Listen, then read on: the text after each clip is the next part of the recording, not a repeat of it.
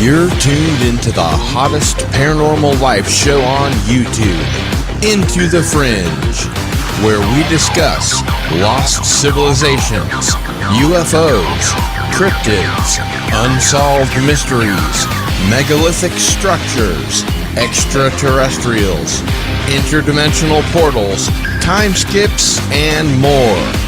Don't change that channel, because now you are leaving the mainstream and entering into the fringe. Greetings, followers. It is I, Cardinal Sin, and welcome to Into the Fringe number 34 with our guest Don Ecker, and I will read to you his bio. Don Ecker is a writer, researcher, commentator currently living in the Los Angeles area, serving as the former director of research and media liaison for UFO magazine for 20 years. Ecker is an internationally renowned investigator of the UFO phenomenon. A former law enforcement officer and criminal investigator with over 10 years' experience, he brought legitimacy to a field that has for years suffered from being painted with a fringe brush. He has written numerous articles for the definitive U.S. UFO publication UFO Magazine, as well as articles for international publications, the UK's Fortean Times, Omni, the CompuServe system, and the Paranet computer database. Ecker became Ecker became interested in the UFO question in 1966, when along with several other people he was a witness to a sighting of the Enigma. After graduating from high school in 1968, Ecker attended college for one more year and then enlisted in the U.S. Army. He was selected for the elite Army Security Agency, where he volunteered for special operations. He served in Southeast Asia for 26 months, was wounded twice, decorated, and then returned to the U.S. He returned to college for another year, then applied to his hometown police department, where he became an officer in 1986. While a member of his department's SWAT team, Ecker was wounded, which led to his retirement. While recuperating, he started to research and write on the UFO mystery. As a criminal investigator in 1982, he had been leading an investigation of several cattle mutilations, which Ecker later discovered were somehow connected to the UFO mystery. In 1989, during the International MUFON Conference in Las Vegas, Ecker presented a paper on his research. He has appeared numerous times on Larry King Live and has been utilized repeatedly as an expert commentator and technical advisor for Hard Copy, A Current Affair, Sightings, and Encounters. During a recent anniversary of the Roswell incident, he was interviewed on Entertainment Tonight and Extra. Ecker was a featured speaker at Nevada's dedication of the extraterrestrial highway during the premiere of Independence Day in 1996. Ecker has been broadcasting about UFOs and the paranormal since before Art Bell, including UFOs Tonight, Strange Days, and Dark Matters. Ecker has also been a guest on well over 1,000 radio talk shows around the country. He was a consultant for the Fox television program Encounters and appeared on Extra in connection with the film Independence Day and on Entertainment Tonight in connection with their show Paranormal Borderline. He has also appeared on Talk America, the Sci-Fi Channel's Anti-Gravity Room, and the Discovery Channel's Cyberlife. Ecker brings important historical knowledge to the study of the phenomenon and is true to his word and ideas. In 1991, he broke one of the biggest UFO stories of the year. Investigating the 1988 Soviet unmanned probes to Mars, Phobos 1 and 2, Ecker uncovered an amazing story of the Phobos 2's apparent encounter with a huge unknown and the probe's ultimate disappearance. He was also able to secure a photograph of the unknown from the Soviet Glavkosmos Space Agency. He was asked to appear on hard copy, and Larry came to talk about this incident where he revealed the photograph for the first time. In 1992, Ecker brought to public attention the amazing story of STS-48, the Discovery shuttle mission photographing UFO enigmas in Earth orbit, and the drastic maneuvers the unknowns took when something appeared to shoot at them.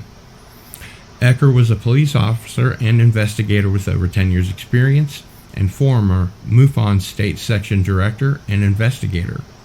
He has written articles and has been published in numerous national and international publications.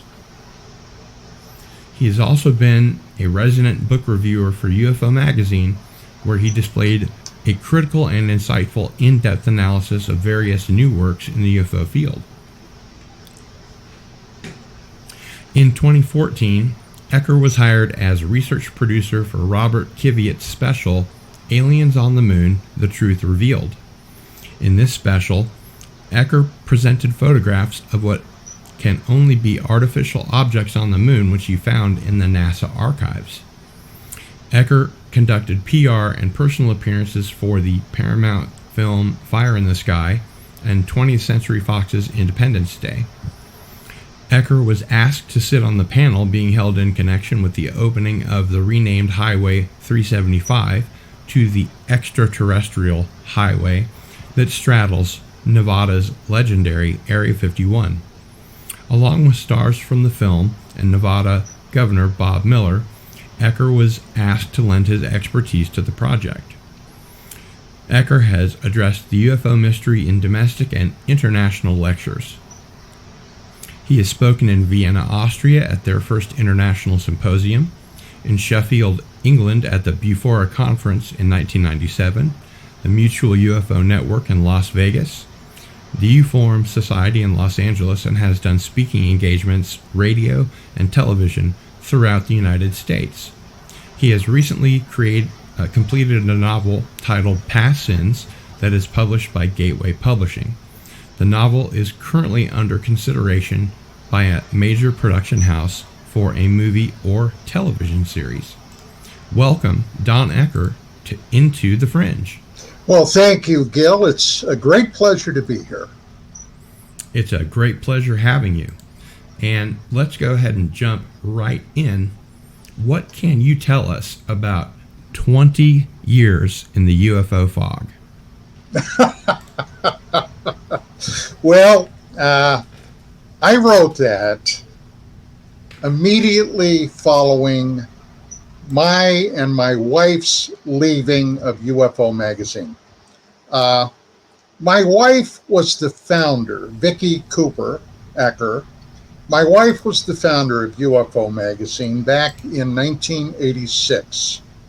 And I came on board in 1988. Now, I guess you could say it was a match made in heaven.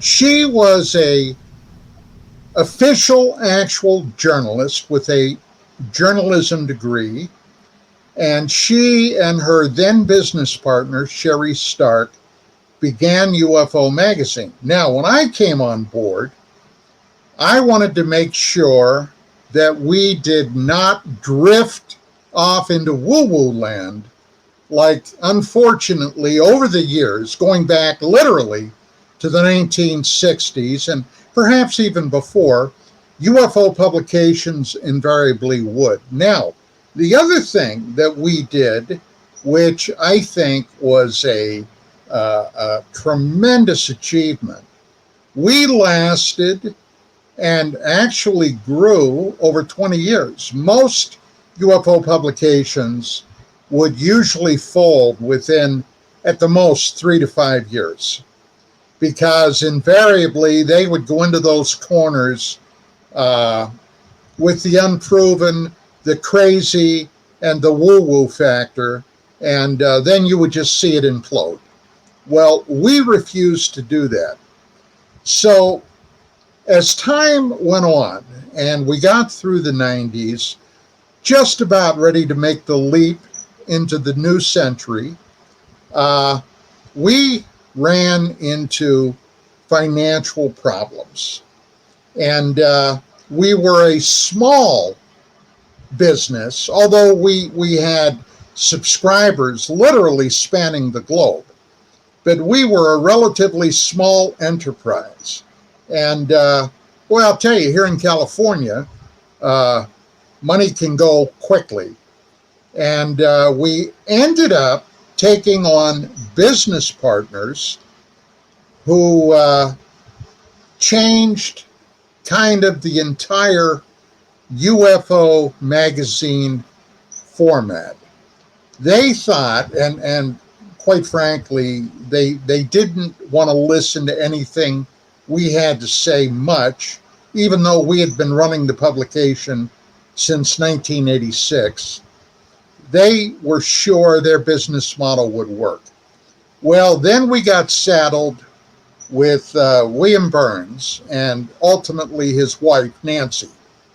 And that became, and I'm just being very frank, I think you know me well enough to know that I don't pull punches as a rule.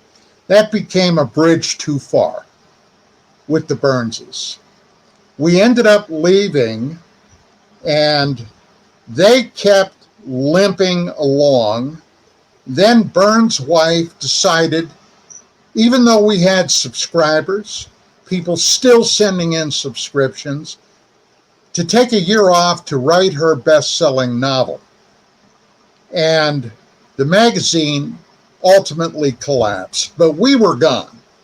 Well, at the end of that, beginning in 2007, I sat down one morning with my cup of coffee, and I decided to tell my story. And it ended up being my 20 years in the UFO fog, with a number of incidents, vignettes, things that I did, people that I had met. And I'm presuming you've read that. What'd you think of it? I really enjoyed it, Don. Well, that was like I said, back in 2007. I suppose I could actually do another one now. Now, during all that time, even though I had stepped away from active UFO research, I still continued my other love, which was broadcasting. And I had begun my radio show, my first incarnation of my first radio show, all the way back in 1991. And over the years, basically, it was a literal who's who of everybody in the field, as well as people outside the field. For example, Academy Award-winning producer-director Robert Wise, the guy that brought us The Day the Earth Stood Still, the guy that brought us the Andromeda Strain, the guy that brought us the Sand Pebbles with Steve McQueen, and the guy that produced the very first Star Trek movie back in the late 1970s. Legendary producer. Yeah. You can't make something like that up. And many, many others.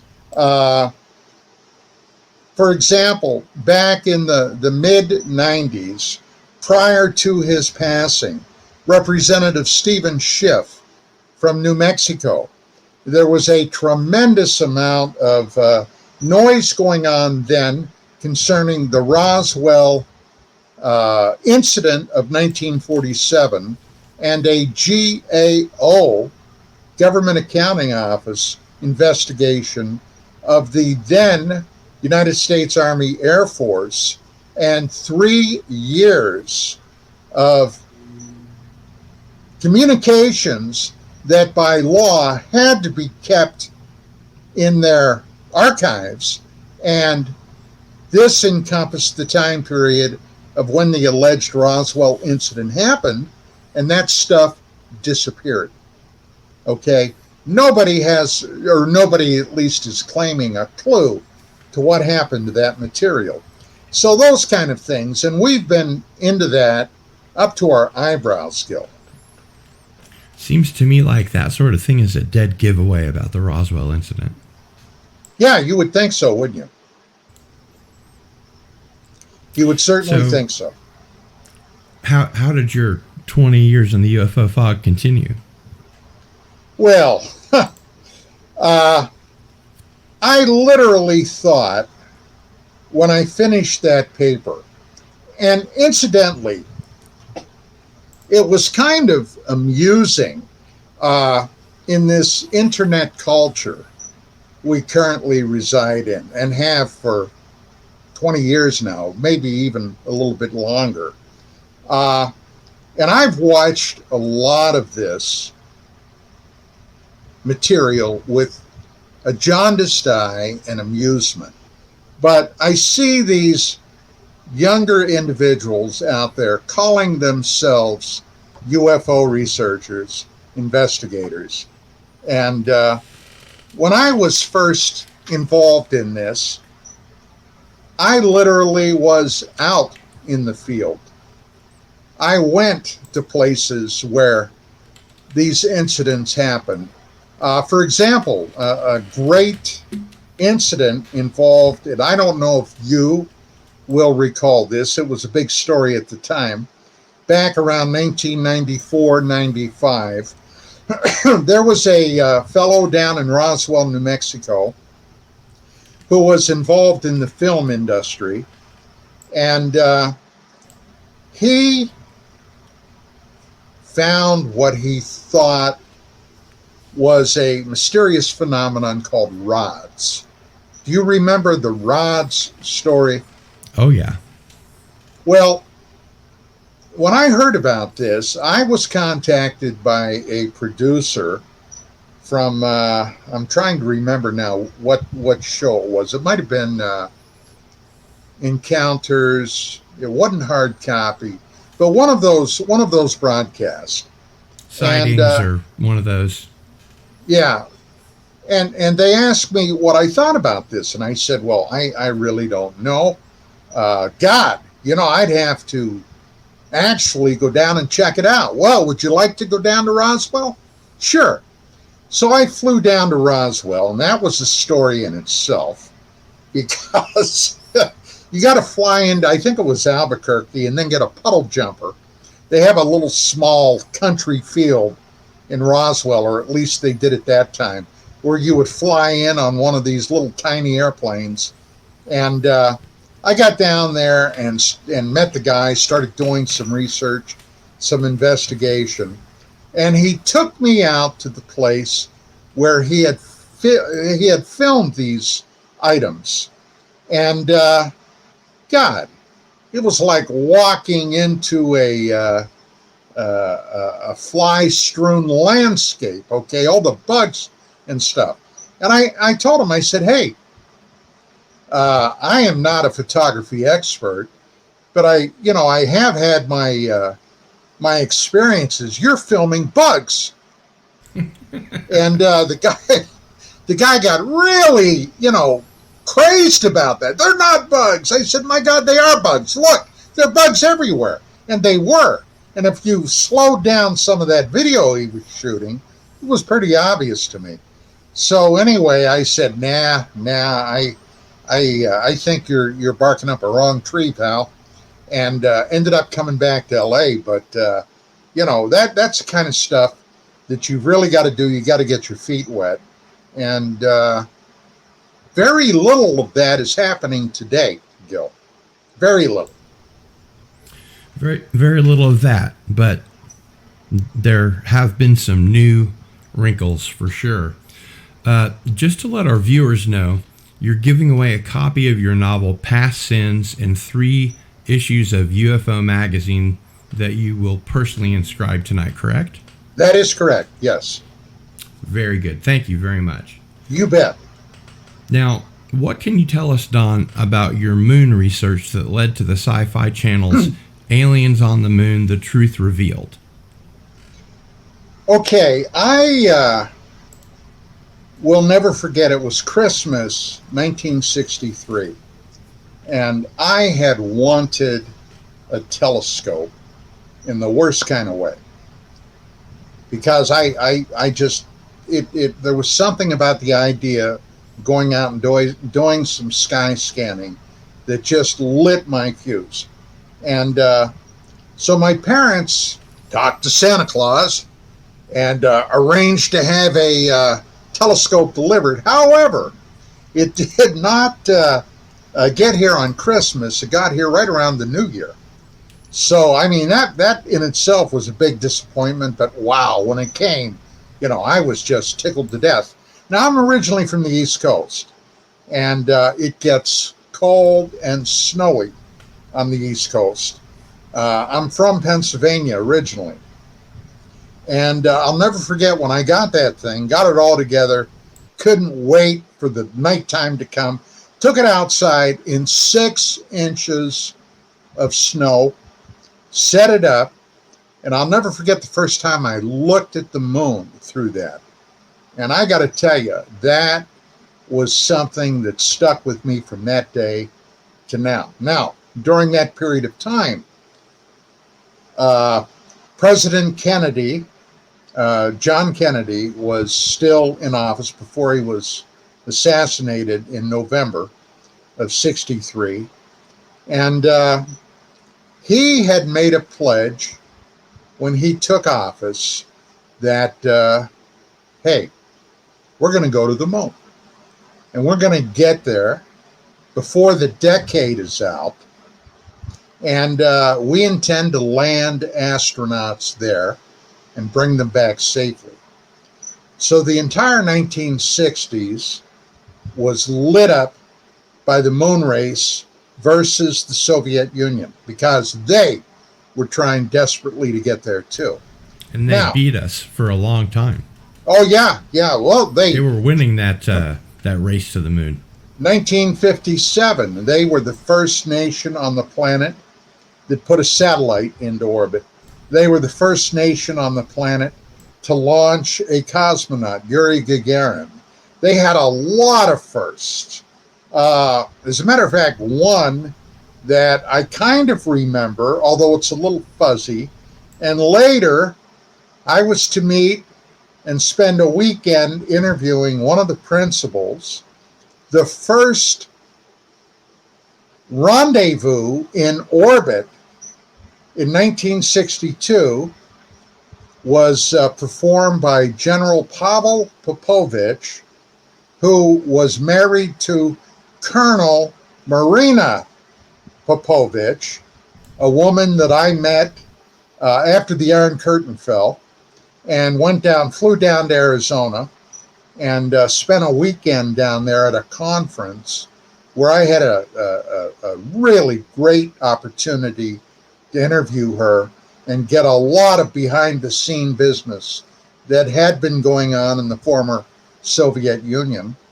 And as a matter of fact, through one of my contacts, I set her up to be interviewed on hard copy back here. I knew the producer really well, and it was a huge thing. They had this woman on, almost sculpted the entire show around her career, and everything. And she brought a lot of information that previously was totally unknown here in the West about UFO encounters and incidents in the former Soviet Union. So anyway, this was something that I was just totally galvanized about. And, I used my investigative skills, and I had done literally, if you get right down to it, years thinking about this. If all, or at least part of all of these UFO sightings, cases, incidents are happening, does it make sense? At least to me it didn't, but does it make sense that these craft, if they are coming from another star system, would be coming here every time somebody saw one of these things and then they leave? Or would it make more sense that they have bases in the local vicinity. Now, with the correct technology, and we practically have that technology today ourselves, if we could get to the moon, we could set up a base there, okay? And there are a lot of things we could do. As a matter of fact, that was all part of the original Apollo program. That was part of what they had planned at that time. You know, Don, if I may interrupt briefly, it reminds me of an excuse that NASA gave, which stands for never a straight answer. When they were asked, why don't you point the Hubble at the moon? Do you know what their answer was? Yeah, it's too bright. It's too bright. Yeah. Sorry. Oh, yeah. Go Yeah, ahead. been down that road. Been down that road. So, anyway, here we are, busting our chops to get to the moon. And America was spending billions of dollars. And ultimately, 3 astronauts' lives that died in the Apollo 1 on the ground. Okay, they had a catastrophic fire in the capsule because of the pure oxygen environment. There was a spark, and suddenly we lost Grissom, Chaffee, and White. Okay. All because they made the door open inward. Yeah. Yeah, it was a terrible thing. It was a tragedy. Terrible. Yeah. And it set back the program for well over a year. But at any rate, we were busting chops to get up there. And later, as I began, and I was fascinated, like I said, about the moon from the get-go. I was fascinated because a lot of enigmas were happening that could be observed here from Earth on the moon that nobody talked about. Nobody. Nobody wanted to talk about it in officialdom. Nobody wanted to talk about these things at NASA, which would seem to point the way that there's more happening up there than they would ever let on. So, as I'm doing research, I discovered a technical report that NASA had contracted back in the mid-1960s. They contacted a group of academics and wanted a study done about lunar phenomena. Now, you got to understand that at that time, there were a very few voices that would talk about what had been observed on the moon. For example, astronomers for years would see what they termed lunar domes that would suddenly pop up in an area on the moon, like little mushrooms on the surface, and they would be there for a few days, in some cases a few weeks, and suddenly, overnight, gone. And then they would pop up somewhere else. Inexplicable lights on the moon, craters that would have the craters would be lit up. There are several craters that were infamous for this. One of them, and I'm just going off the top of my head, Aristarchus was one of the craters. And Don, this has been going on since like the 1600s, right? Oh, long before that. Yeah. No, but the technical report, NASA TR-277, which you can find on the web, went back to the 1600s. What these academics had done were to track down world-class astronomers all across the globe that had made lunar observations that went back to the 1600s, and they documented all of those, all the way up to the very early 1960s. Now, get a copy of that, and you go through it, you're going to find some things that really will cause your brow to wrinkle. Now, when we finally took off and we went to the moon for real, first was Apollo 10, where they simply orbited the moon a number of times and came back home. Then in July of 69, boom, we landed July 20th. Now, that was a big thing. Now, I've, over the years, I've managed to make myself a nuisance in a number of venues, not the least of which was both the Pentagon and NASA. And as I'm doing my first incarnation of my radio show, which was called UFOs Tonight, it was on the cable radio network, began in 1991. I was contacted by somebody in the know, and they said, "Hey Don, do you know that when the astronauts went up in Apollo 11 to land on the moon, they were armed?" And I said, "Wait, what are you talking about? They were armed. They carried firearms with them." And I got to say, at first, I thought that was pure bovine excrement. Okay, but I started horse pucky. Yeah, horse pucky, or cow pucky. Well, I did a little investigation, and it turned out that this person had told me the straight scoop. So I called NASA, got their public spokesperson on the line, and I said, "Hey, what can you tell me about the astronauts going up to the moon packing heat?" And they at first they tried to deny it, but I said a couple of things, and the guy got the impression, well, maybe he does know what he's talking about. And then they said, well, when they went up there and coming back, if something might have happened, and let's say they landed in a jungle or something, we wanted to make sure they could protect themselves.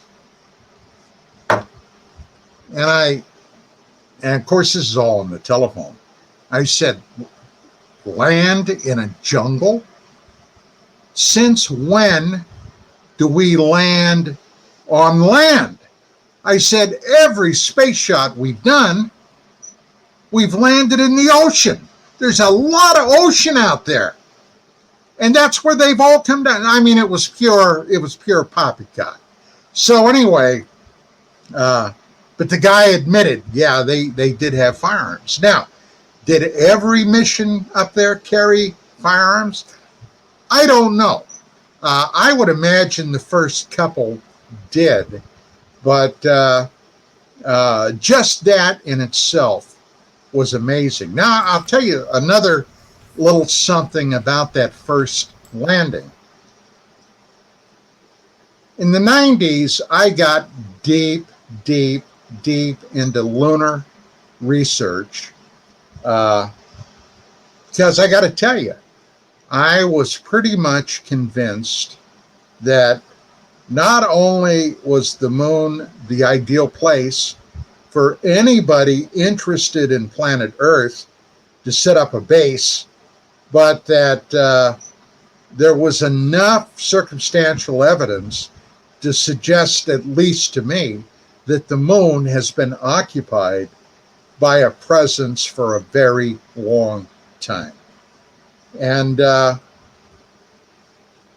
when I started getting my hands on a number of photographs, coming for the most part from NASA archives, it became very apparent to me that they would have to be blind to not know that there were oddities, at the very least, up there, inexplicable things. One of the photographs I found clearly showed a huge pipe running through a crater, a lunar crater, and you could literally follow the line of this pipe going across the lunar surface to a cliff where it extended out from the ground or from the lunar surface into the, well, not air, but into the empty space with a very unusual attachment or something on the end of it. I had other photographs that showed objects of some type traveling up and out of craters, running across the lunar surface, leaving a track-like impression in the lunar soil as this thing motored along. Now, these are the kind of things that make the NASA people insane when you point them out. Two things happened to me. And I believe it was 2013. I had a very good friend that I had interviewed. You may recognize his name, Carl Wolf, who had been in the U.S. Air Force in the mid-1960s. Around 66 or so, Carl was an electronics specialist with a security clearance. And he was at a military Air Force base in Langley, Virginia. Now, who else is in Langley, Virginia? I'll let you think about that for a second. And we had robotic probes at the time circling and photographing the moon. This, of course, was all in preparation for Apollo. And something happened to one of the photographic printers at this facility. All top secret, by the way. Everybody had to have a security clearance.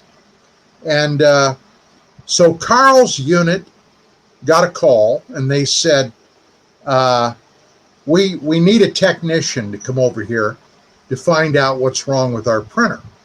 We have these photographs coming back, and they were all digital. They had to be printed out, okay, in strips, and then they would literally put these photographs together.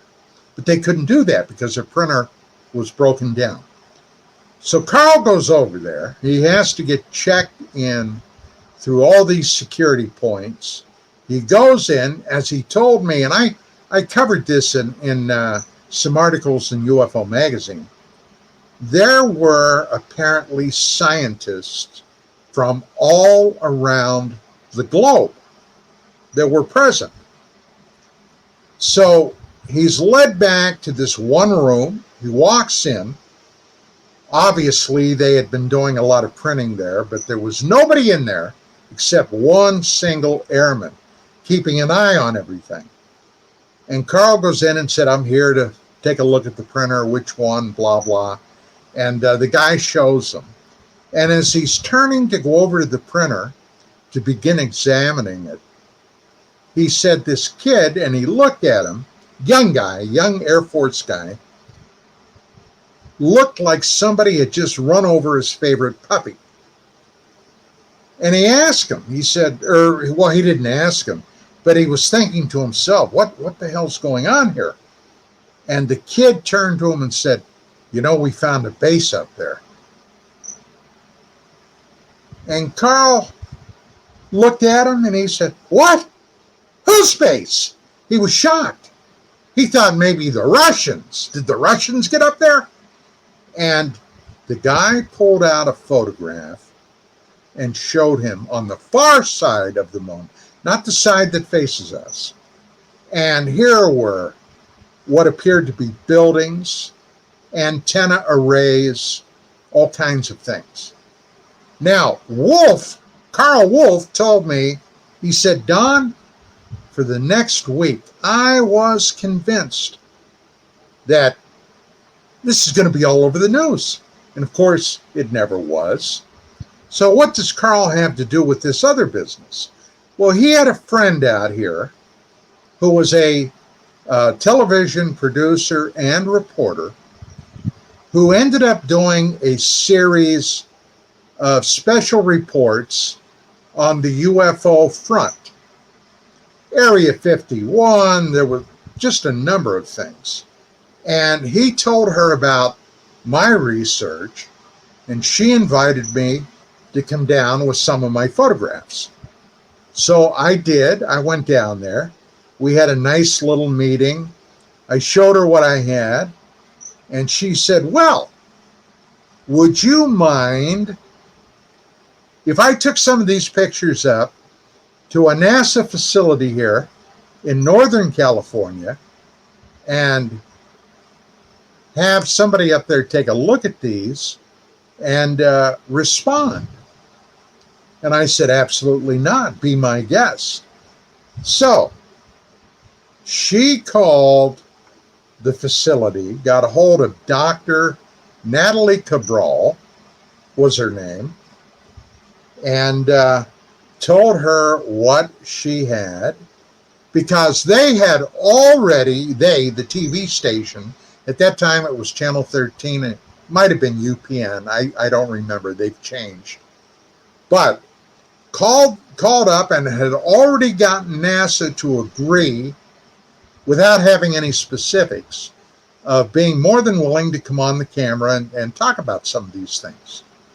Until Cabral heard, well, I don't know if it was my name or the pictures that the producer had that was described to her. Totally pulled out, wouldn't have anything to do with it. And when they asked her why, well, the believers are going to believe, it wouldn't matter what I say. It was just more horsepucky, okay? They didn't want to be put on the spot. Now, that was one. The other thing was, these photographs basically put a stop to the lie that NASA knows what in the hell is going on up there. They don't, but they won't admit it. For example, for about 15 years, 12 years, I was very, very close friends with Star Trek alumni Dwight Schultz, also known for his portrayal of Howling Mad Murdoch on the A-Team, and a lot of other stuff. Now, Dwight, an incredibly brilliant guy, had a passionate interest in the UFO topic, not so much about UFOs as to why officialdom continually lie about it. Okay? Actually, I think there's a heck of a book there waiting to be written about official government lies, continuously lying about this and many other things. Sure. So anyway, and we should say for our audience, which is actually rather intermediate, but that Dwight Schultz was your co-host on UFOs Tonight. Yes. And then on the early part of Dark Matters Radio, he also for about a year. So anyway, getting back to this, the fact of the matter is there had been enough evidentiary material that has come out over the years, not the least of which was two stories that I broke back in the early 90s. The Phobos 1 and 2 story I broke on CNN, and then the STS-48 incident, which I broke once again on CNN and NBC. Now, these cases showed, now you gotta put a lot of this in context. A lot of people today may not be aware of the mid-'80s with President Reagan, Ronald Reagan, beginning the Star Wars initiative. SDI, yeah. The great fear for decades had been the Soviet Union, if something would happen and we went to war and we hit the nuclear option, well, we'd be SOL, stuff out of luck. Yep. Okay. But with SDI had the potential of destroying these incoming ICBMs before they got close enough to detonate in the United States. So, with the STS-48 shuttle video, this was a typical NASA shuttle mission that at the time was above Australia and New Zealand. And back then, they tended to broadcast live. Oh, yeah, it was all live. All live. I had a friend, a research buddy back in Maryland, in Dundalk, Maryland, by the name of Don Ratch. And they had a local TV station there, a public broadcast, public access TV station. And they had a live NASA feed where they would go down and they would basically tape and capture every live NASA mission. So this is back in early 92. The mission itself took place in September of 91. Don called me probably, I think it was like February or March, to let me know that I've got something here and you're not going to freaking believe your eyes. And I said, what is it? And he told me, he said, the shuttle encountered a bogey rising above the limb of the earth in front of them. They're approaching it. Suddenly, the whole picture blossoms in a blast of light that lasts only a fraction of a second. And suddenly there is something streaking toward this object. And it was dead on aim. And suddenly this object takes a drastic right angle turn, shoots out into space, quadrupling its speed at least, and the thing misses them. And then this thing circles back around. Now, and by the way, for the audience, this video is on YouTube. You can find it just by typing in STS-48 UFO. Right. Yeah, I'm sorry. I should have said that. I should have mentioned that. No. I don't think it's that great, the copy that YouTube has, but it is. It does show how big this thing is compared to, what they fired at it. So anyway, I get this tape and I take a look at it, and I got to tell you, man, it blew my mind. It blew my mind. I had called up several friends. They came over when I received it, and we all watched it together, ate pizza, just, wow, ooh, my God, what is that? That kind of thing. So I called up several producers I knew. One of them was Tom Farmer, who was a producer for Larry King Live. The other one was, Dean Vallis with Hard Copy. So I go down and I see Vallis, and he takes a look at this. He puts it on the air. I'm describing it, And then Tom Farmer got back to me from Larry King Live, and he said, hey, can you take that down to CNN in LA, have them shoot me a copy of it back, through the satellite, and we can do it. So I did that, and they said, oh, God, yeah, we got to do a show about this. Now, we got to have a skeptic on, Don. Who do you suggest? And he was leaving it up to me. Well, there was only one guy. Why do they have to have a skeptic on? I don't get that. Well, that was what they did. I guess they had to promote both sides anyway. Well, I suggested Phil Klass. You suggested Phil Klass. I didn't know that. Oh, yeah. He refused. Oh, really? He wanted nothing to do with it. That, in and of itself, is very telling. Yeah. Well, hey, he was with Aviation Week Space Technology. That would have been right in his bailiwick.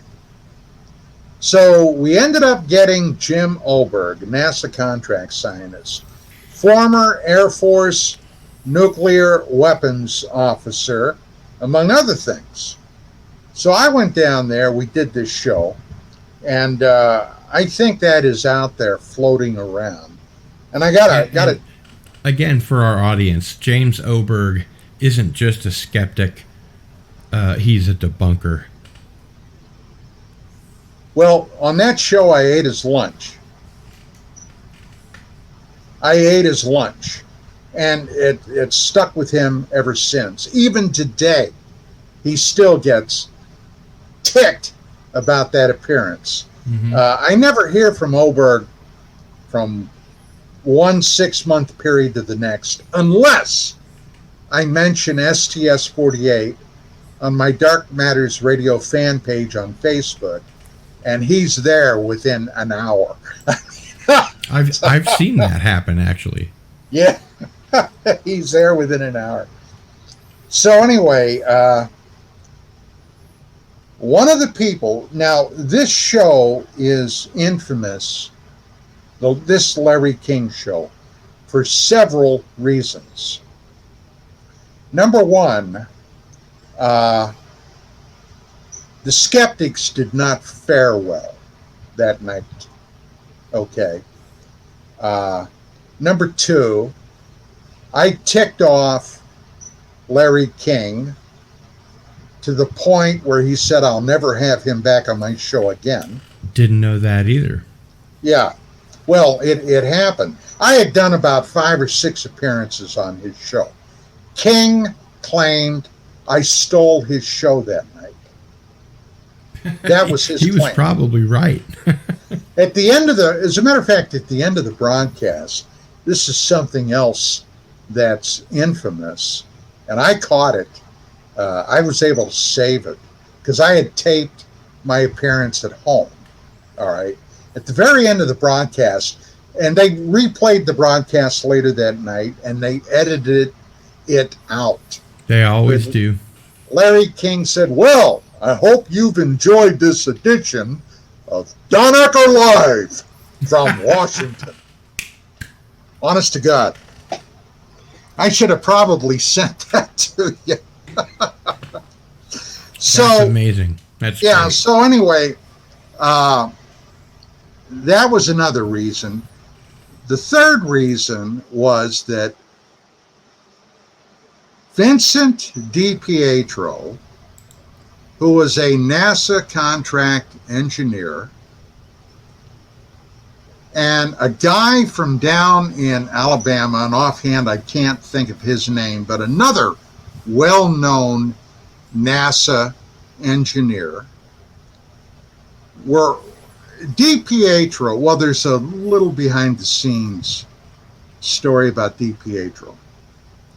Don Ratch, the guy that sent me the video, and DiPietro were good buddies. Okay. Now, Vincent DiPietro is half of the team that brought us the D&M pyramid. Pyramids. Mm-hmm. Okay. DiPietro and Molinar. All right. Now, Vince DiPietro had been involved in a lot of this research behind the scenes. When this incident happened with STS-48, DiPietro and Dr. Bruce Maccabee, a naval optical physicist, the only guy I've ever known who worked in the federal government but openly did UFO investigations. I could never figure out how he didn't get his butt busted until I figured out he was a spook. He was a spy. He was doing dirty dealing behind the scenes. And yeah, I said that. You want me to repeat it?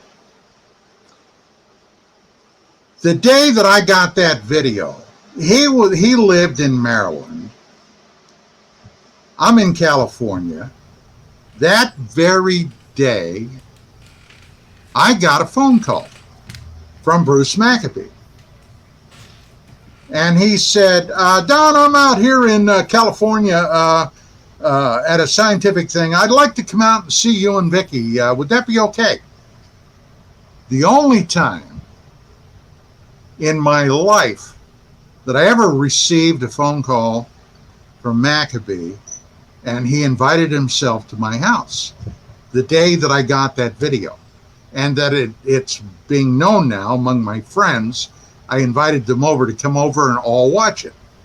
And this is, of course, long before the Larry King show. Oh, yeah. So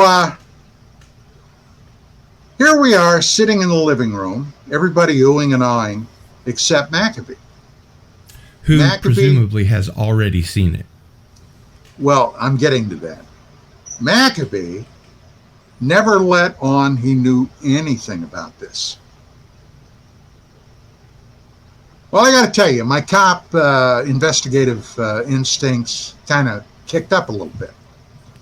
And I'm thinking this is weird, okay? This guy's a freaking naval optical physicist. One would think this might be in his bailiwick, right? So, a little time goes on. I do the Larry King thing. And we had a guy who worked in defense publications back in D.C. that was plugged in to all the people that knew what was what about a lot of stuff, call me up after my King appearance. And he said to me, well, what's happened since you've been on TV? And I said, honestly, not a damn thing. Nothing. I haven't heard nothing. I thought for sure that we would be contacted by news organizations around the country, maybe even overseas, but not a peep. He said, well, just so you know, you managed to piss off the entire Pentagon. And I said, what? And I said, why? He said, well, you drew attention to this. And that freaking day, they encrypted that live feed. You have never since seen a live feed again from outer space. Is my oh yeah, I'm dealing with this damn camera I have. It's not too that's much better. Not too good. Yeah, well, I had to move my entire monitor. So if I try to move the camera, it's gonna go squirrely on me. So right. Anyway, so yeah. Now that was something else, but here was the upshot of all of it. When that video first surfaced with Rash and Vince DiPietro, and the guy was a longtime NASA contract engineer, long time, freaked, and he was friends with Maccabee. Now I don't know if Maccabee freaked when he saw it, because I didn't see anything that would indicate that when he was in my living room. And when he was in your living room, he didn't say Shinola at all. Nothing. Yeah. Not a word. Not Which again a word. is a dead giveaway. Yeah. So, and I'll tell you, I'll tell you a little something else about that in a minute. But they were so concerned that somehow we stumbled into a shooting war with ETs in orbit around the planet, that Maccabee and DiPietro took that video to the chairman of the Congressional House Science Committee, trying to get covert congressional inquiries into what may have been conflict in near Earth orbit. That's how freaked out they were. Now, the night of the broadcast, King's show went international. CNN was all around the globe, which meant that during that live broadcast, anybody in the world could have called in. Now, that's not saying they're going to get through, but they could have called in because if you recall, he used to take telephone calls to question his guest, a couple of them. Sure. Yeah. Well, the night of the Jim Oberg and my appearance on STS-48, they took 2 phone calls. Both of them were from NASA contract employees, Vince DiPietro and this other guy. Now, later I did a little more investigating because DiPietro tried to call this thing ICE. Okay, that was the NASA go-to phrase. You're not seeing an artificial object, you're seeing ICE, which was poppycock. Bullshit. Okay. Yeah. So I later found out DiPietro was literally terrified that he put himself on a government hit list, that he was going to be assassinated. He truly believed that he was going to be assassinated because of how this thing ended up blowing up, about this incident. And in a way, I felt bad for him. Okay, I did. I felt bad for him. And that's why he had called in. Somebody greased the skids for those 2 NASA guys to get through to King. That was as clear to me as the writing on a page of a newspaper. Okay, somebody, the fix was in. And that's why I think Oberg got so upset, especially at me, because I made him look so bad. Yeah. But it was some crazy stuff, crazy days. So, while you were director of research at UFO Magazine, you ran a magazine series called The Whistleblowers. And this was an expose series on people in the UFO field. Don, why did you do that? Well, I guess a lot of it had to do with trying to keep the field open and honest. Hey, just like then and even now, you got a lot of bullshit artists in the field. Okay? You got people that will try to tell you anything for a buck. Now, especially things that I had personal, intimate knowledge of, it offended me. There was one guy that I did that even today, all these years later, and he's dead. He's been dead since 2001.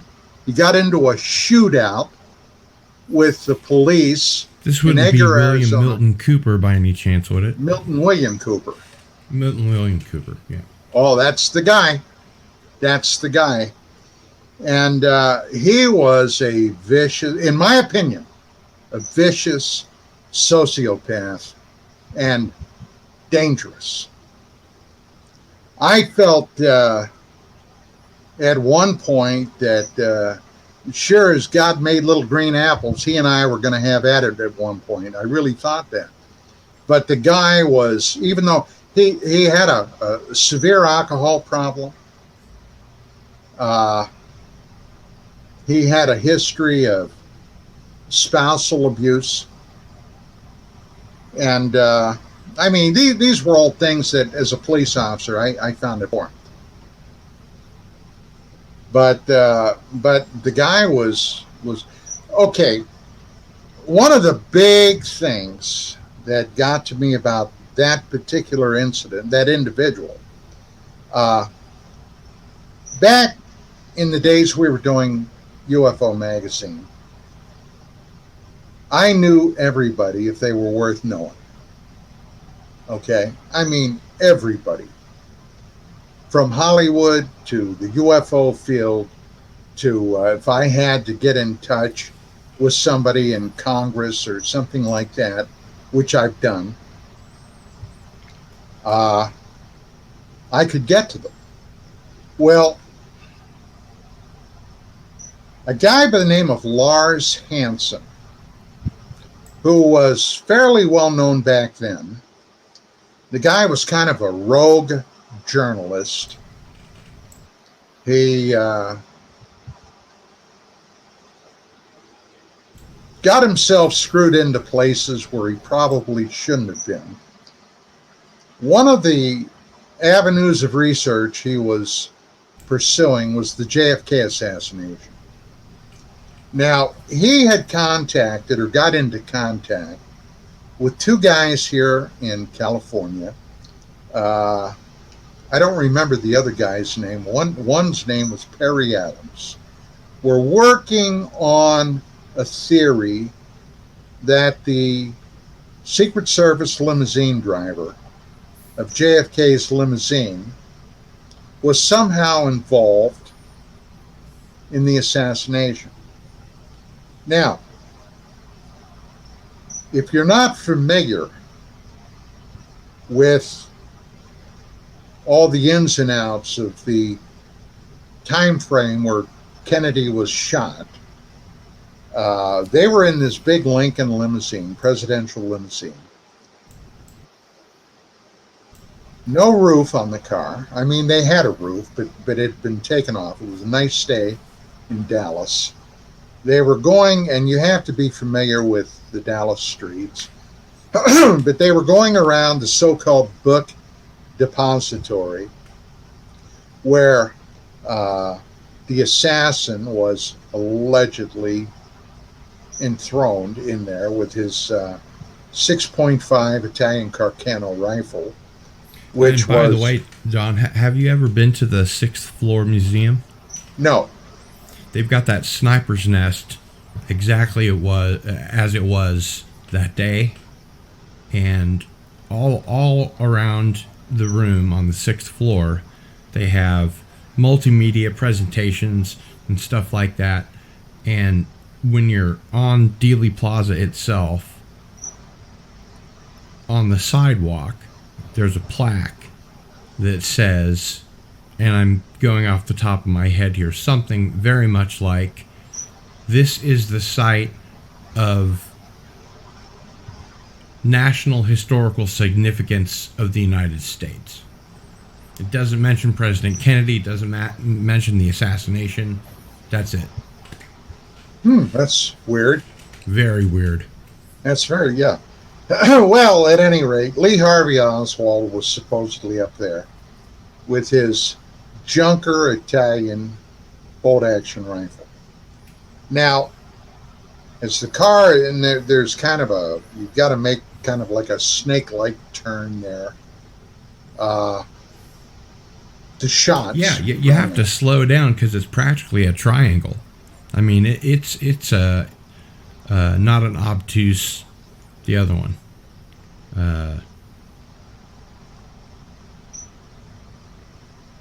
I want to say an inverse, but that's not right. But it's a triangle that's less than 90 degrees, so you have to slow way down and then take a serious left. Right. Well, at any rate, a lot of this was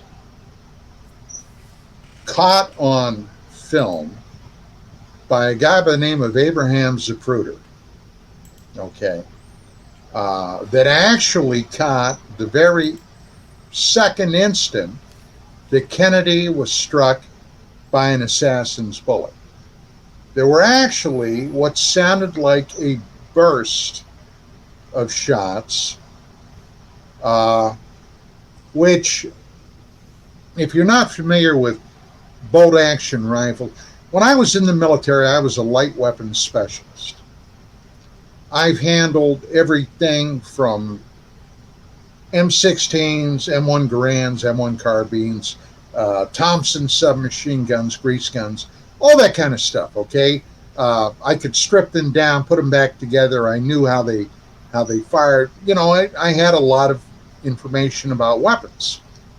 An Italian Cardinal rifle won't do what they said it did, which tells me there were more than one shooter, okay, set up in different positions. I'm convinced of that.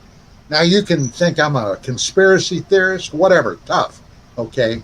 I'm using my real world experience to kind of figure out what happened.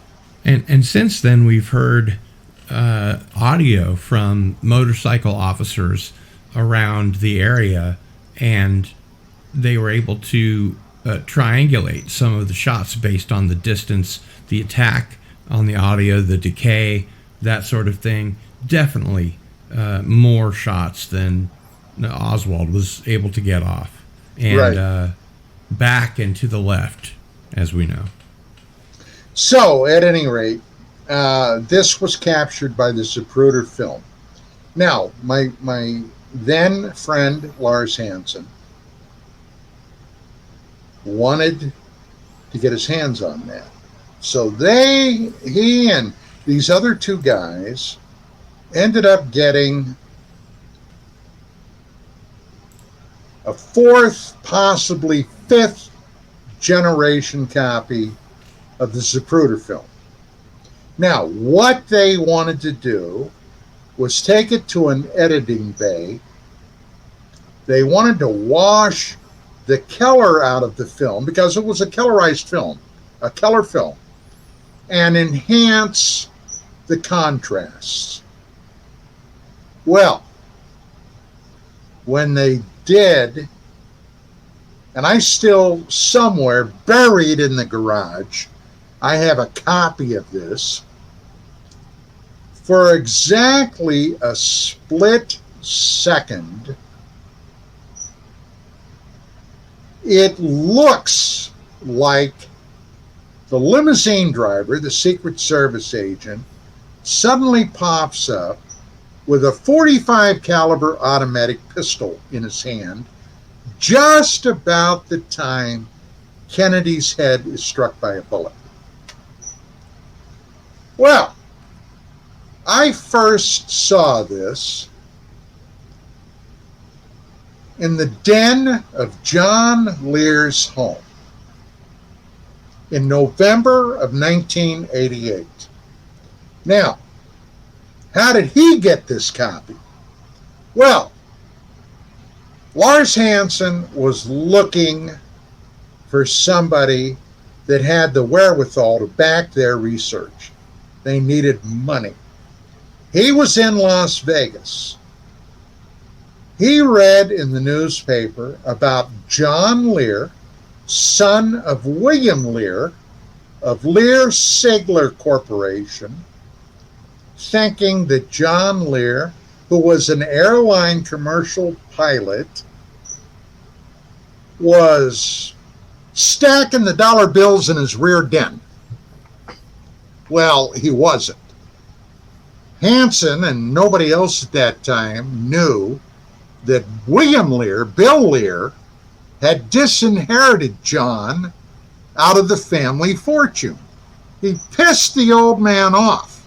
Now, and this is the guy that invented the Lear jet. Yeah. The private charter jet. Now, I knew John Lear really well then. And I got to tell you, John had a propensity that could piss you off in a hot New York second. Quite frankly, and I've told John this, John could be a horse's ass, all right? He really could. Now, on the other hand, he could be incredibly gracious. But he used to say, and I'm quoting what he said, and he's told me this more than once, a day without stirring up shit is like a day without sunshine. And then he lived by that motto.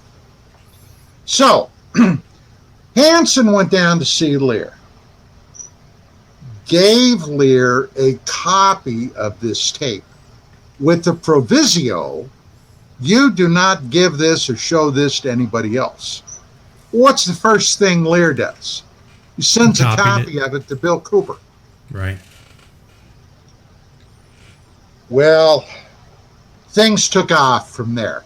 Now, Cooper at that time had first surfaced on the Paranet computer service. Now, the Paranet service back in those days, it's not the Paracast. It was Paranet. I worked for the Paracast. The Paracast is no Paranet. No, not even close. Matter of fact, not even in the same state, if I can be that bold. But Paranet was begun by a guy by the name of Jim Spicer back in 1985, 86 in Fountain Hills, Arizona. I became a Paranet node for several years, but it literally spanned the globe. Paranet was like a nascent internet that was basically the reason and the genesis of UFOs going on the web. Today, you can find UFO stuff anywhere. But it was Paranet that basically made all that possible. And you know, Don, I remember those days really well. And back then, as I think is still the case, after sex, the next most popular search is on UFOs. Probably, yeah. Everybody's interested in UFOs. It's always been that way. Well, I'll tell you, Gil, I've seen a lot of things happen that I'm sure we'll probably be able to get to before the show is over. But so here we are with the Paranet, and just about that time, I had mentioned to somebody on CompuServe. Now, CompuServe was a pay-as-you-go service. You had to have a modem. Not everybody had a modem then. And a modem was how you got online via your telephone. Okay, it worked. Like the old off your 300 telephone. baud modem that we sold to Radio Shack had a thing where you'd take the phone receiver off and put the thing on, and it would literally use the audio signal from the handset. Right. Right. And my very first modem was a 300 baud. And when I got a 1200 baud, I thought I was skying, man. You were screaming. Yeah. Oh, hey, 1200 baud, dude. And of course, on CompuServe, that suddenly jacked your price up per hour from $6 to $12 because you had a 1200 baud modem. You know, I think about that and I get really ticked. Like they couldn't handle the bandwidth. Yeah, I get ticked when I think about that. So anyway, yeah, it was some amazing stuff. But everything then was brand new. And there was no doubt in anybody that had an interest in the subject that it was being suppressed in some official corners. So, Cooper began making a ton of money. He started doing lectures all around the country, got tied up with two Hollywood guys. One who was a behind-the-scenes guy. As a matter of fact, he used to do Long John Neville's radio show back in the 50s and 60s. His name was Doug Dean. Okay. The other guy, if you've ever seen the movie Cat Ballou with Jane Fonda and Lee Marvin, was one of the cowboys, one of the primary cowboys in that movie, a guy by the name of Michael Cowan. Okay, longtime movie actor. So, they started packaging Cooper, but like I could have probably told them from the get-go, Cooper got greedy. And he wanted more of the proceeds. And what he didn't realize at the time, Cooper didn't realize, he had a shelf life expiration date. There was only so long he could be talking about, and his shtick was he had been in a top secret U.S. naval briefing team in Hawaii, and the U.S. Navy had everything secret in their files, things like the UFO secret data that the government was aware of, the JFK assassination, and that was his shtick. He'd be out talking about these things. Well, he decided he needed more money, and Callan and Doug Dean had done contracts with him, and they were Hollywood pros, right? So one night, Cooper got liquored up, and I mean really liquored up, and he called them both and threatened them. I could go on and on about this, but it's water under the bridge. But and was this before or after? Well, I guess this must have been before he did the Hour of the Time, right? Yeah. Oh, yeah. Yeah, this was well before that.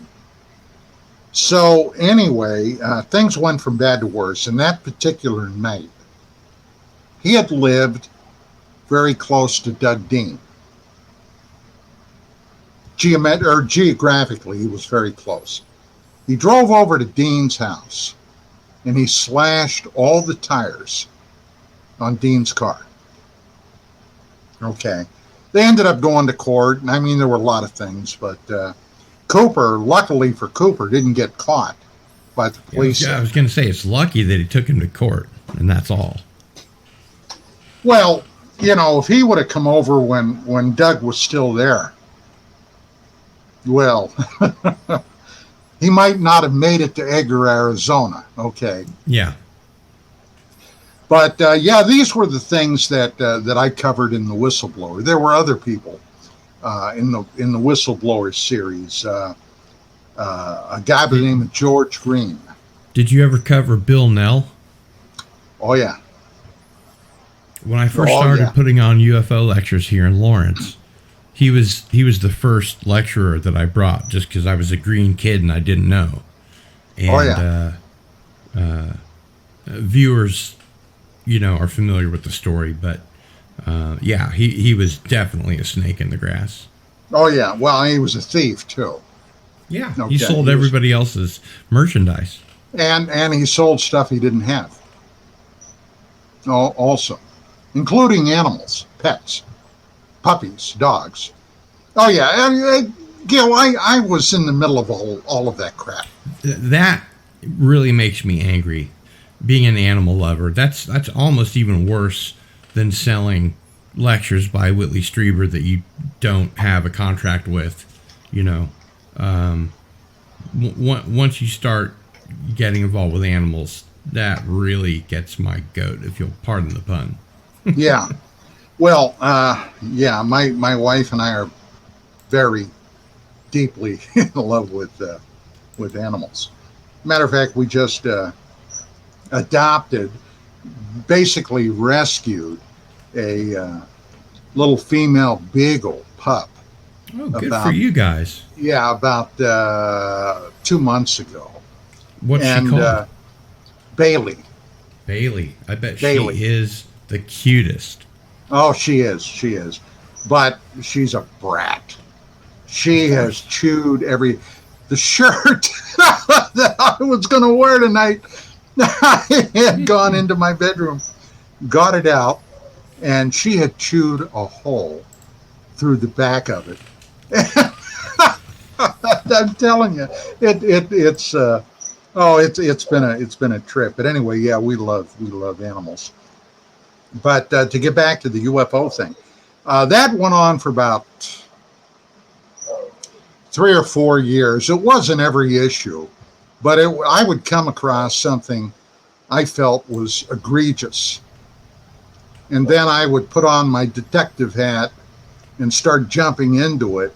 And, for a long time there, you may recall this, but back in the day, if you weren't accused of being a CIA agent, you didn't make it in the field, okay?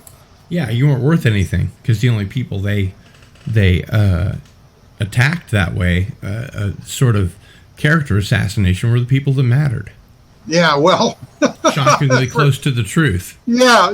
There were times when there were certain elements in the believer side of things that were convinced we were CIA. Okay, everybody. But, almost everybody that anyone's ever heard of has been accused. Oh yeah, Bill Moore, of course he was. Right. He was.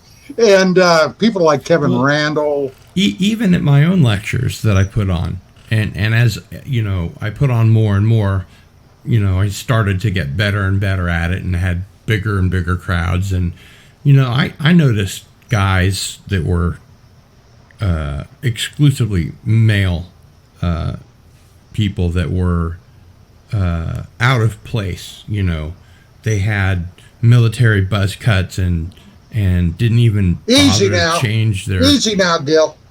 Didn't even bother to change their combat boots, but otherwise were wearing jeans and a t-shirt and didn't ask any questions. They left early,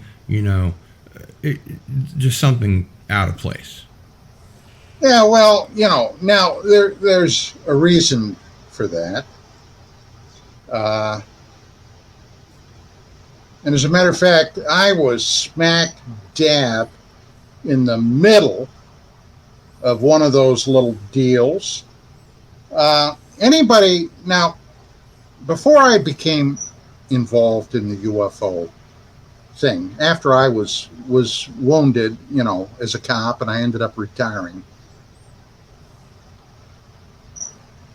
when I decided to get involved in this, I went on a self-imposed exile into research into this field. And for a good, 6 months or longer, I haunted libraries. I haunted bookstores. I started tracking down people and calling them up. My God, my phone bill back in those days was astronomical.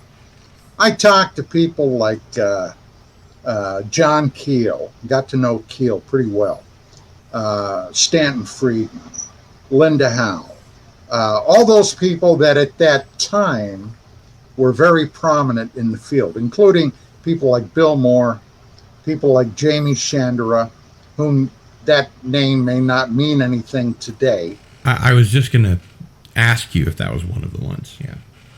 Yeah. Well, they were the people, Moore and Chandra, were the people that came up with the MJ-12 documents. Absolutely. Okay. And literally came up with them. Yeah. And, so anybody that was anybody in the field, I ended up at one point or another getting in touch with. And then I got serious about it.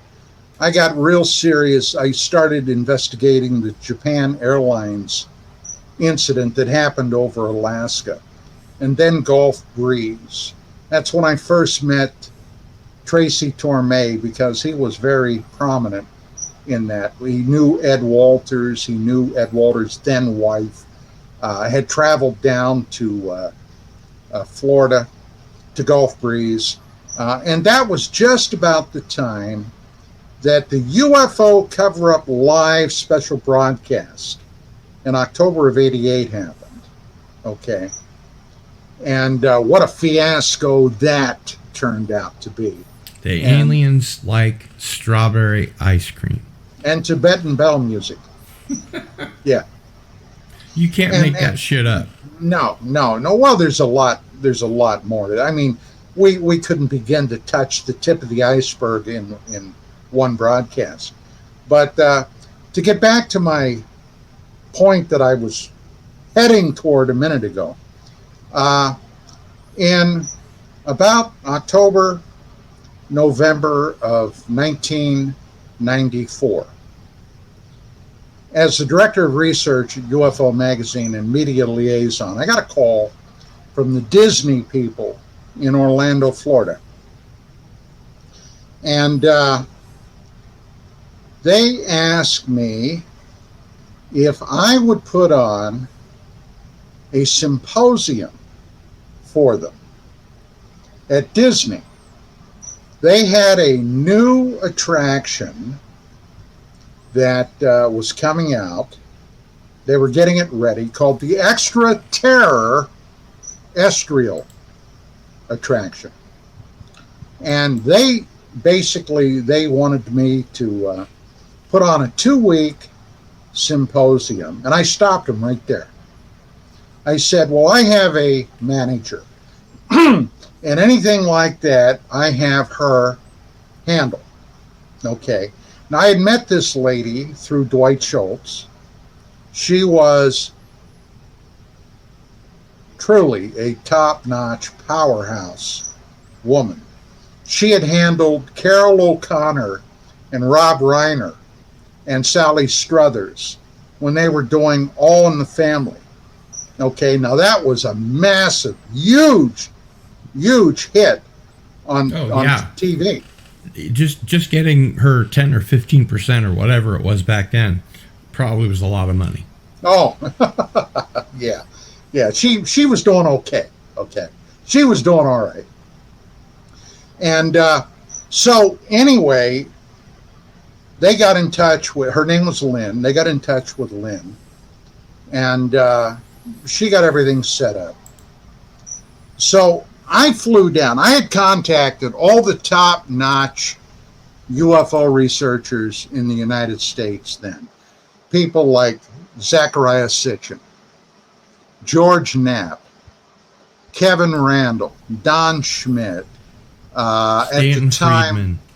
Yeah, at the time, well, there were a bunch of people. Dr. Jesse Marcel, among many others. Junior? Yeah. Well, the one that recently died several years ago. Right. He had been a brigadier general in the Air Guard. I didn't know he was a brigadier general. My goodness. Yeah, I knew that they called him back to serve in Iraq in his 60s, but I didn't know that he was a brigadier general, for fuck's sake. Yeah, brigadier general. He was a physician, a doctor. Yeah. So anyway, with something like 30,000 hours of flying time. Well, the guy was out and about. Let me tell you, he was out and about. I met him, and he was just the sweetest guy. You know, we definitely lost one of the good ones way too soon. Yeah, we did. Bud Hopkins was there. Now, the funny thing about Bud Hopkins, and this is what is weird about this whole thing. So, had I have been able to put on something like this myself, okay, and I would have had 6 months to promote it, we would have had thousands of people would have wanted to show up for this thing. I mean, it would have been a mega blast. I mean, having all these people in the same room with the same roof, okay, would have been beyond spectacular. First day of the conference, we go down there. We have a totally empty freaking auditorium. Empty. Not one person coming in to see this. And for the 2 weeks, the highest attended day for these stellar UFO people would have been maybe 12 people. As it turned out, Disney never spent one nickel, one dime on promoting this. Literally, nobody knew it was happening. Nobody. Now, that was weird. And then the second week, they brought in a TV crew, did a documentary hosted by the guy that played Spencer for Hire on TV. I can't think of his name now. He has also passed on, I believe, of cancer. The Disney people only ever aired this twice. Once in the middle of the afternoon and once after midnight. You can also find this on YouTube. All right. Now, that in itself is weird. Have you ever known Disney to let any of their product be put on YouTube without it being licensed or something? No. Hell and no. They've never said a word about this. Not just no, but hell no. They never said a word. So anyway, after it was all said and done and I came home, I did a lot of thinking about this. And here's what I came up with. As a matter of fact, right now I'm working on a paper about this very incident. It was an intelligence fishing expedition. Back in, that's a photograph of some of the people up there. Dr. Stan McDaniel, extreme right, Clifford Stone, Dr. Barry Taft, Bud Hopkins, Tor Darlene. R.I.P. Clifford Stone. No, Tor Darlene wrote the book. What the hell was it? The Garden of Eden, under the name William Bromley. It was quite a thing, and nobody was there to see it. Nobody. So I started thinking about that. Now, what was different in '95, Gil, as compared to today? What do we have now that we didn't have then? Well, we have the World Wide Web. Exactly. We have the World Wide Web. You want to find out about somebody with a couple of keystrokes. You can go up in your search engine, put in their name, and then start doing research.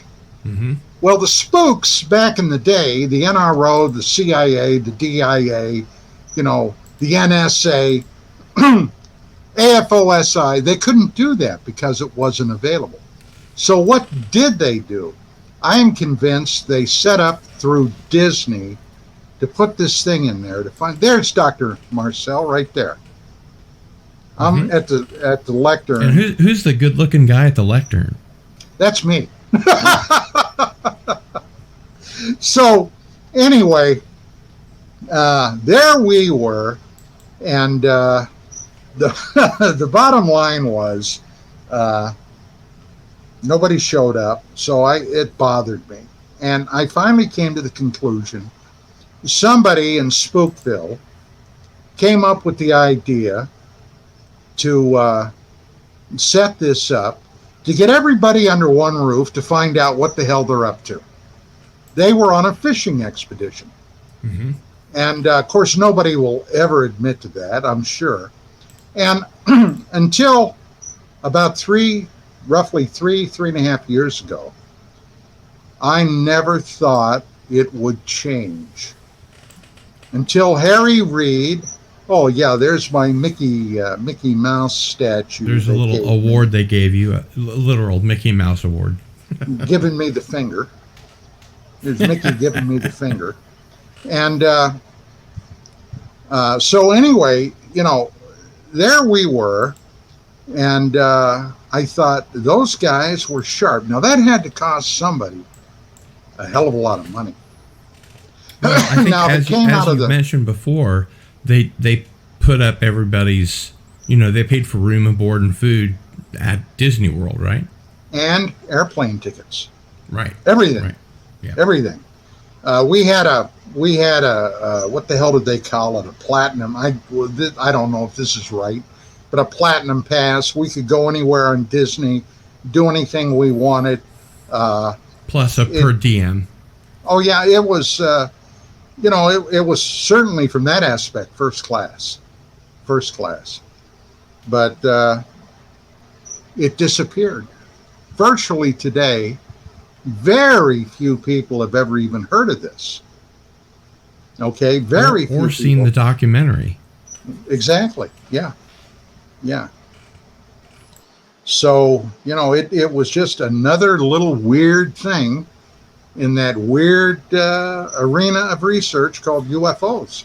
Well, and we know for a fact that Disney has, at the behest of the United States government, put together propaganda pieces. One famously with Werner von Braun, and so on, and use this cute little cartoon mouse to put one over on the American people time and time again. Yes, they have. And if this is an opportunity to rant, let me go on a little rant here. By all means. My old man, was one of the U.S. soldiers that liberated Dachau, the concentration camp, where they had been murdering, God, who knows how many Jews by the hundreds of thousands. Well, not only Jews, but also Romneys, Romani, homosexuals, mentally disturbed, low IQ. Yeah. Yeah, they were murdering them. It beggars description. And Werner von Braun, a lot of people may not know this, so I'm going to tell you. Werner von Braun was an SS colonel. He was an SS colonel, the worst of the worst, utilizing slave labor to make his V-1 and V-2 rockets, which they were firing willy-nilly, indiscriminately into Great Britain, mostly murdering civilians. Okay? And that guy never paid a penalty for it. Never once. We scooped him up because we, the Americans, wanted his rocket expertise. They whitewashed his background, put him in charge of the Apollo moon program, and that son of a bitch is today regarded as a hero. Now, there was a lady in the UFO field. I haven't heard anything from her in quite a long time, by the name of Carol Rosen, who was a champion of von Braun. This lady was Jewish. And I've often wondered, does she know his background? And does she care? She had to. And furthermore, she probably knew that during Operation Paperclip, when it said Werner von Braun was an ardent Nazi, they just crossed out ardent. Yeah. Well, we got a lot to answer for in our own right, in my opinion. Sure. Okay. Dresden and more. Yeah. We got a lot to answer for. No, I'm not talking about Dresden. Recently. Yeah. No. I'm talking about Dresden. In my opinion, was at the time a legitimate military target. Okay. The Nazis had no problem bombing Poland into dust, Warsaw. They had no problem going in and massacring tens, if not hundreds of thousands of Jews in the ghetto. They had no problem, taking Polish women and forcing them into brothels to serve as Nazi troops. Okay. They had no problem. They had no problem bombing Rotterdam, into dust during London, the beginning of the war. As you mentioned, with the V-2 rockets. Well, yeah, what they did. Blitz. Oh, that was terrible. But at any rate, we whitewashed all those people, brought them. Of course, the Russians did the same thing. Mm-hmm. You know, we grabbed all the Nazi scientists we could grab. The Russians grabbed all the Nazi scientists they could grab. And as a result, they got the first satellite into orbit and the first human being into a space flight. So yeah, it was a race, but these guys should have been held accountable. I agree. Rant off, Gil. Okay. And not a moment too soon, because I would like to invite my mod, Antiderivative Jill, to use her link so that we can start our giveaway. And Dawn, I would love to have you on several more times, because we've literally just scratched the surface with you.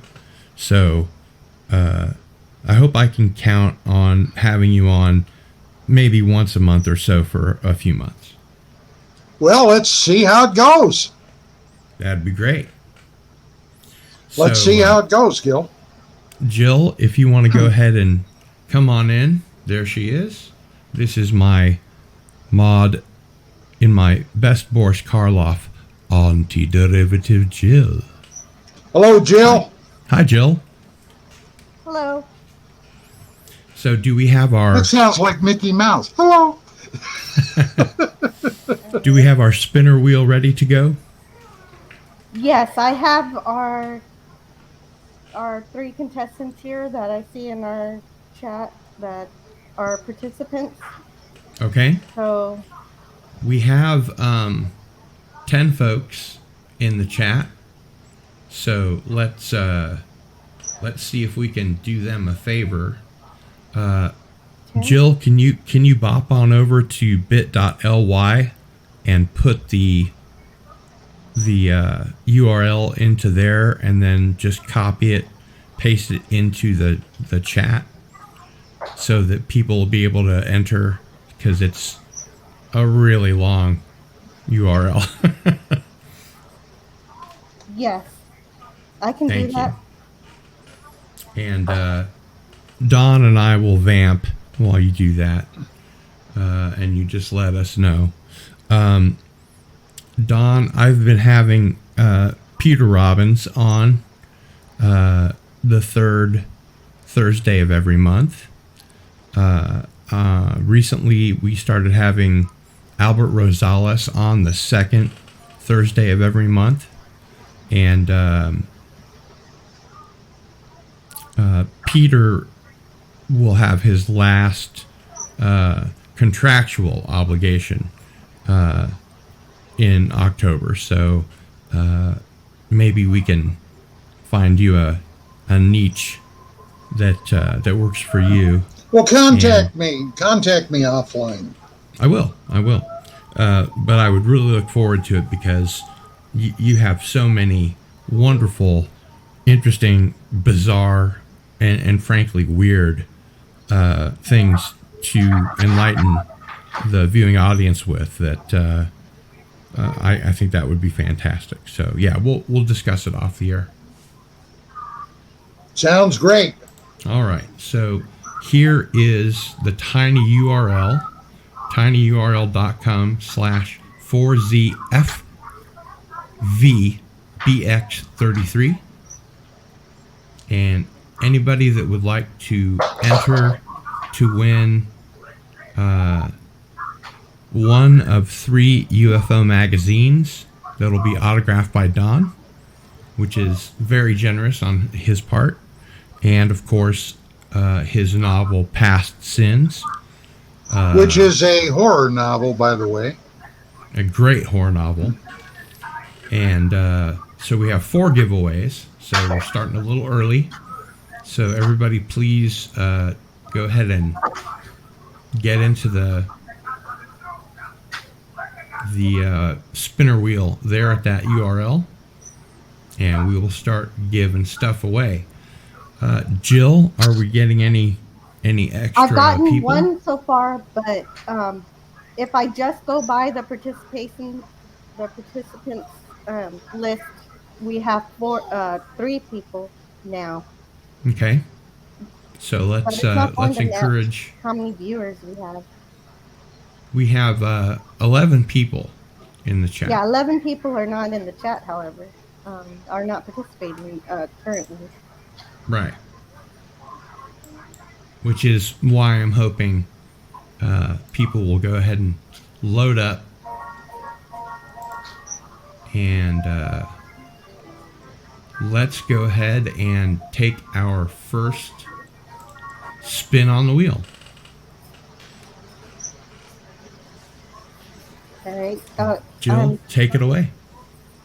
I would like to do that, but I need to share my screen here. I don't know. Share screen. The sharing the screen is cancer.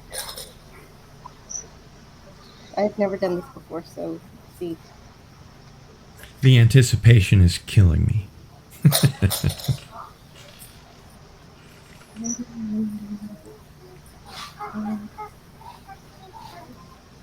There we go. Okay, so then I want to make sure that I'm capturing everyone that's here. All right, let me check my list one more time here. Okay.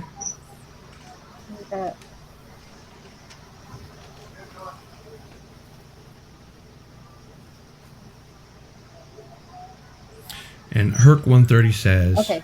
New to me too. I tried. I figured chances are good now. Is Herc130 on there? Yes, Herc130 is on the list. So Okay. we got Herc130, Darius, Ivan, Sherry, and I added Captain Deckard's spot because I saw him here earlier. Mm-hmm.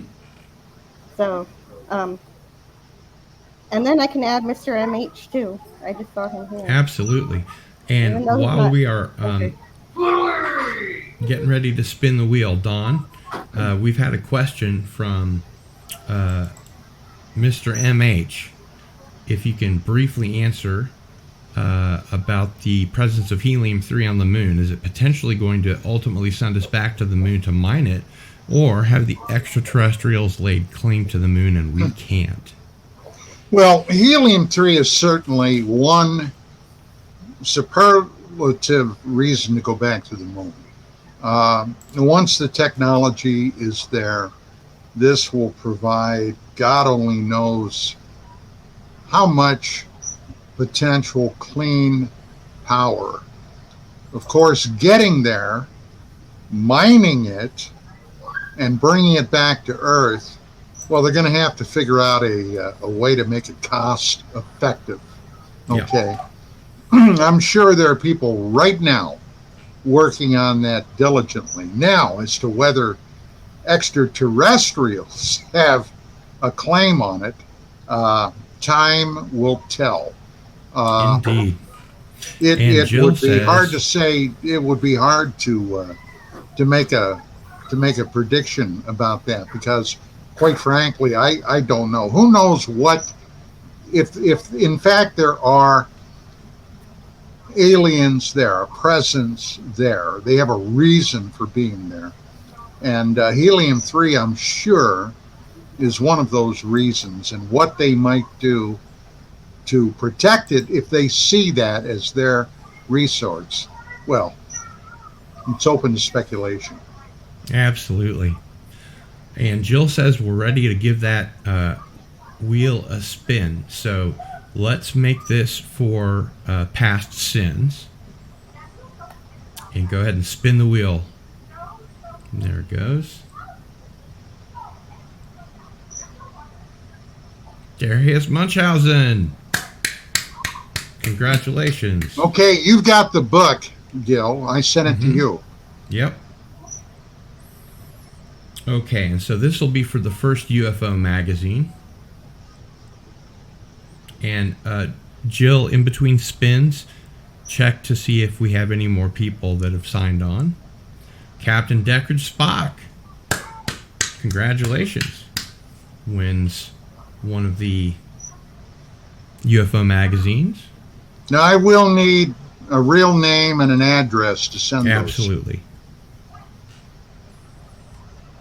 And for those people that I don't have those for, I will ask that they email those to me.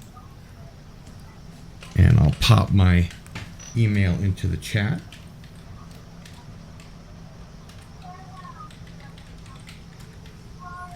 You can reach me at gil@sunflower.com. So, Jill, are we ready for our next spin?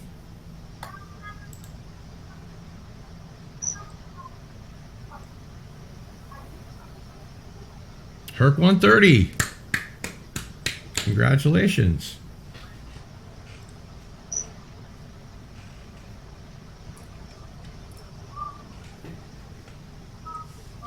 And are you ready for the last one? We have two more, right? One. One more. Okay. And you checked the Google Doc? Because it says we have 14 people now. Well, there are going to be more people than are actually. Oh, Cam just entered here. Cam. There are more people that are actually entering the. All right, let's go ahead and contest. get them on there. So I'll get Cam on here. So we're not going to have as many as the actual viewers because Mr. some are MH just is listening like it's a here and podcast. Sherry is here. Yes, I have Sherry. All right. Okay, last one. Ready? Okay.